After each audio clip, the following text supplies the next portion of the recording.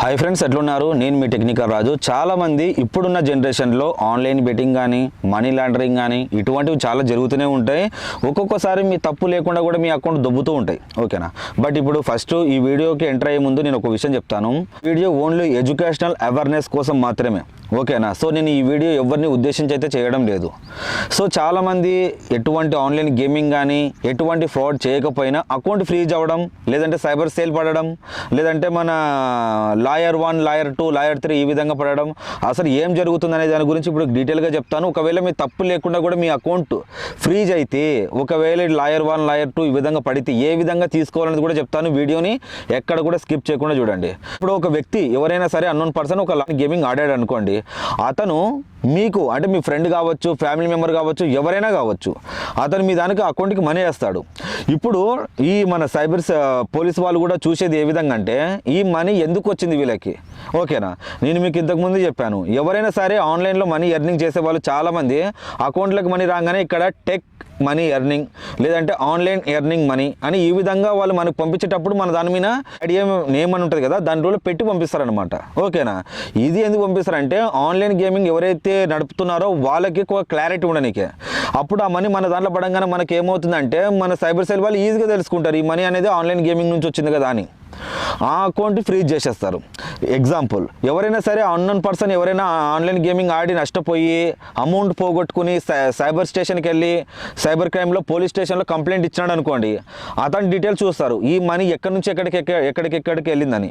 అప్పుడు ఆ మనీ ఎవరికైతే వెళ్ళిందో వాళ్ళ అకౌంట్ ఫ్రీజ్ చేస్తారు. ఫస్ట్ ఆఫ్ ఆల్ ఫ్రీజ్ చేశాక అతను వాళ్ళ ఫ్రెండ్కి కావచ్చు, అన్నోన్ పర్సన్ ఎవరికైనా సరే మనీ పంపించినాడు అనుకోండి.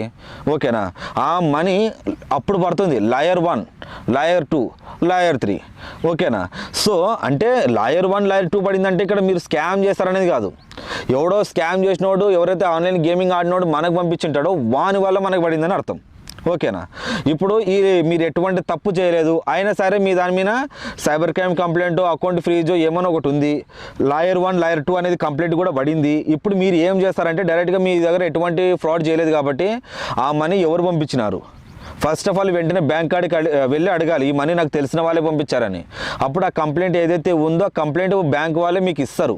ఆ కంప్లైంట్ తీసుకొని సైబర్ స్టేషన్కి వెళ్ళి, లేదంటే మీ దగ్గర ఉన్న పోలీస్ స్టేషన్కి వెళ్ళి ఈ మనీ మావే, సో ఈ తెలిసిన వాళ్ళే వేశారు, లేదంటే ఇట్లా నాకు ఫోన్పే కొట్టి క్యాష్ ఇప్పించుకున్నారు అని మీరు ఏ విధంగా చెప్తారో, ఏ విధంగా ఆ మనీ వచ్చిందో ఆ విధంగానే మీరు వెళ్ళినా, మన బ్యాంకులోకి వెళ్ళినా, బ్యాంక్ మీదతో మాట్లాడినా ఈ విధంగానే చెప్పాలి. ఓకేనా?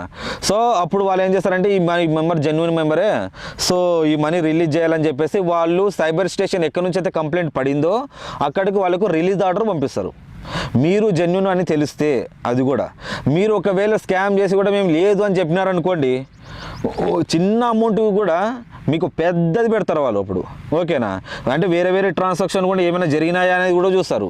ఎందుకంటే మనం అబద్ధం చెప్పకూడదు. ఇక్కడ ఏదైతే మనము నిజాయితీ ఉందో దాన్ని ఒప్పుకున్నాం అనుకోండి, ఏమో తెలియక ఆడినాను అనుకుంటే అయిపోయింది అది.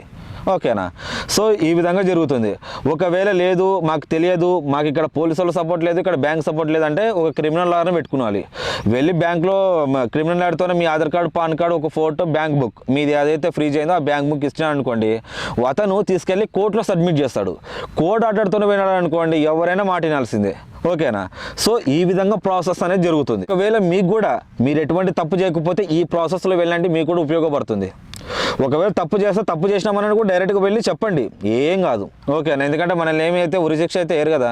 సో ఈ విధంగా చెప్తున్నాను. సో ఈ కారణాల వల్ల మీ ఫ్రెండ్స్, ఫ్యామిలీ మెంబర్స్ ఎవరైతే ఈ విధంగా ఇబ్బంది పడుతున్నారో ఈ వీడియో వాళ్ళకి షేర్ చేయండి, వాళ్ళకు కూడా ఉపయోగపడుతుంది. అలాగే ఈ వీడియో నచ్చితే ఖచ్చితంగా లైక్ చేయండి, షేర్ చేయండి, కామెంట్ చేసుకోండి. ఒకవేళ మీకు సైబర్ క్రైమ్ కంప్లైంట్ పడిందా, లాయర్ 1, లాయర్ 2 అని ఈ విధంగా పడిందా నాకు తెలియదు కదా, కింద కామెంట్ చేయండి, ఎంతమంది ఉన్నారో చూస్తా.